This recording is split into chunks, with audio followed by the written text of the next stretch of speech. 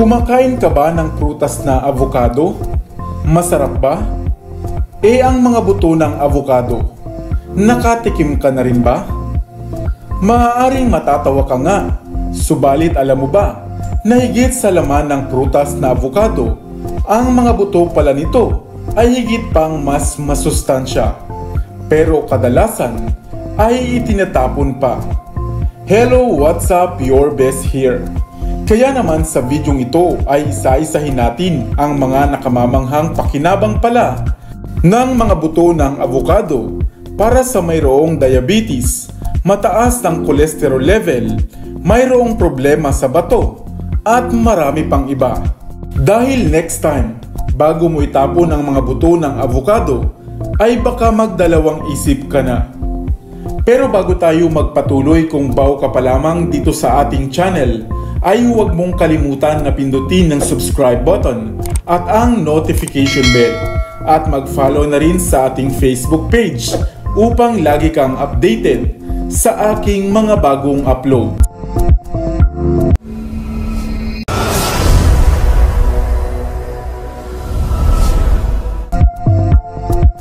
Ang avocado o Persea americana ay isang klase ng punong prutas sa pamilya ng mga laurel o Lauriaceae. Native ito sa Amerika at Mesoamerica at nakilala o nadiskubre mga 5,000 taon na ang nakararaan. Minsan tinatawag din itong alligator pear o avocado pear. Masarap ang prutas na avocado at napakarami ring mga benepisyo. Subalit ang mga malalaki nitong buto ang ating pag-uusapan. Ang buto ng avocado ay mapait kung inyong lalasahan. Kaya naman kadalasan ay itinatapon na lamang.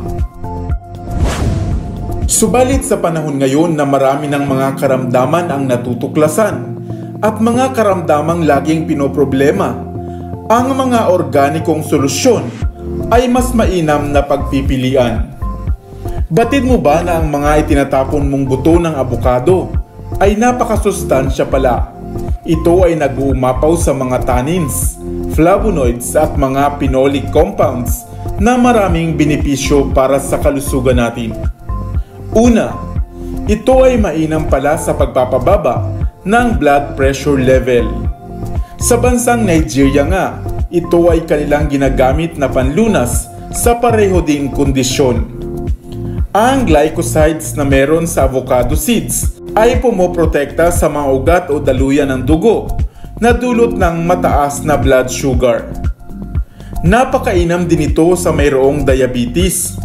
Ang mga vitamina at mga mineral na nasa avocado seeds ay hindi lamang nakapagpapanatili ng maayos na daloy o daluyan ng dugo, kundi mabuti rin sa mayroong diabetes. Ang mga healthy fats ding tinataglay ng mga buto ng avocado ay nagpapanatili ng normal o mababang cholesterol level. Ang antioxidants naman na meron din sa buto ng avocado ay mahusay sa kalusugan ng ating bato at upang malabanan ang mga oxidative damage nito.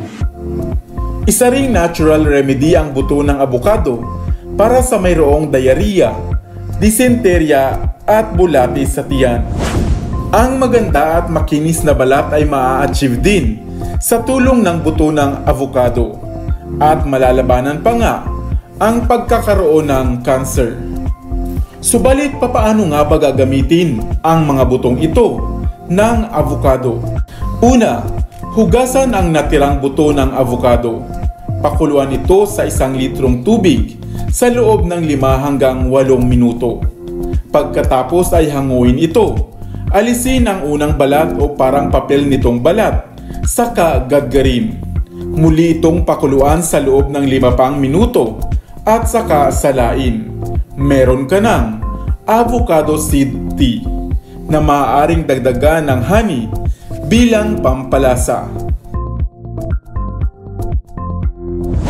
Subalit hindi ito inirekomenda sa mga bata, sa mga buntis o sa mga nagpapagatas na ina, at huwag din naman ang labis-labis na pagkonsumo nito.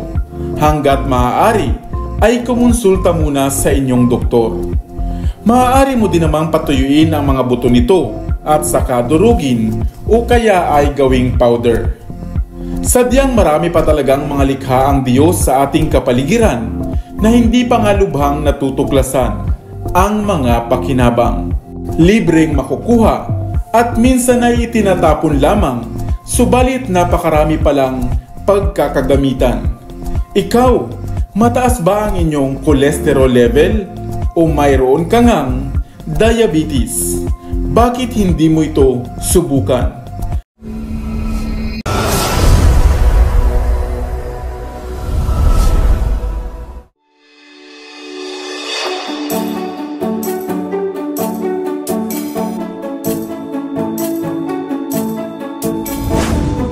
Nakakain ka na ba ng avocado? Ang buto at balat nito, natikman mo na rin ba? Maaaring matatawa ka sa katanungang ito, subalit hayaan mong isa-isahin ko ang mga dahilan kung bakit nga ba dapat mo ring kainin ang buto at balat nito. Hello, what's up? Your best here. Sa videong ito ay alamin ang mga benepisyo at pakinabang sa atin ng prutas na avocado. Lalo't higit na nga ang mga buto nito. Ang avocado o Persea americana ay isang uri ng punong namumunga na kabilang nga sa pamilya ng mga laurel o mga Lauriaceae na pinaniniwalaang nagmula pa nga sa Amerika at Mexico. Ang malaman at masarap nitong bunga ay tinatawag namang avocado pear, alligator pear o colloquially avo, at nagtataglay ng mga malalaking buto. Ang avocado ay mayaman sa protina, sa fats, calories, carbohydrates, fiber, at marami pang sustansya na kailangan para sa malusog na pangangatawan. Ito ay mahusay na nakatutulong upang mawala ang stress o anxiety ng isang tao. Ang pagkonsumo rin nito ay mahusay upang mapanatili ang maayos na daloy ng bituka. At mahusay rin ito sa pagbabalanse ng blood sugar level sa ating katawan. At isa rin itong overall upang kalahatang tulong sa ating kalusugan. Subalit kadalasan ay laman lamang nito ang ating pinakikinabangan at ang mga buto o ang balat nito ay agad na itinatapon lamang. Subalit batid mo ba na maging ito pala, gaya ng laman ng avocado, ay labis na masustansya at maaaring makain pa? Subalit maaaring sasabihin mo na papaano mo nga ba ito kakainin, gayong ito ay labis na mapakla o labis na mapait. Opo, tama, mapait ang lasa nito, kung kaya naman ito ay maaaring patuyuin muna at pagkatapos ay i-blender upang maging ganap na powder na maaari mo nang isama o ibudbud sa ginagawa mong shakes o mga smoothie.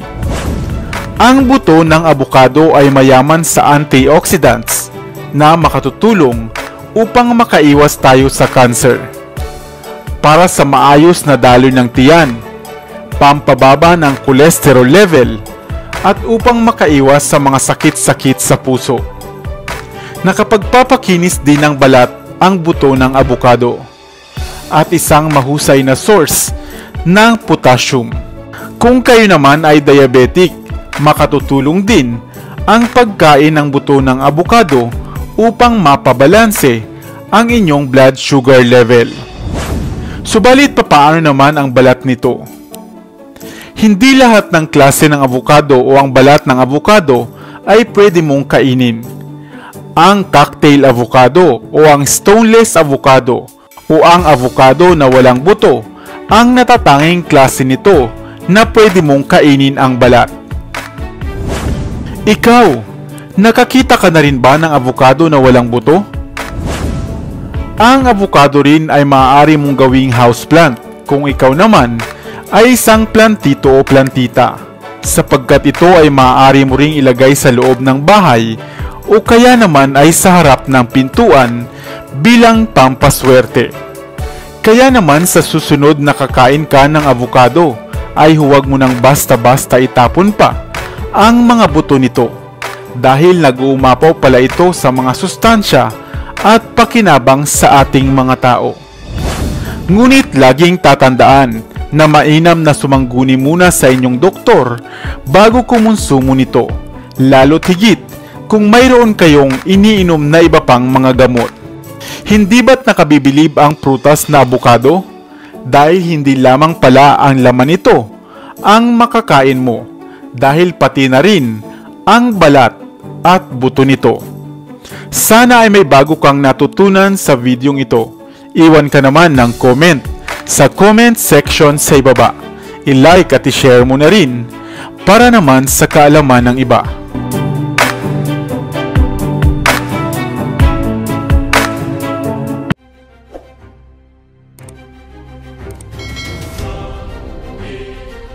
Para sa mga kakaibang kwento ng inspirasyon, kaalaman, hiwaga at misteryo, ako pa rin ang inyong lingkod, ang inyong best para sa Best TV.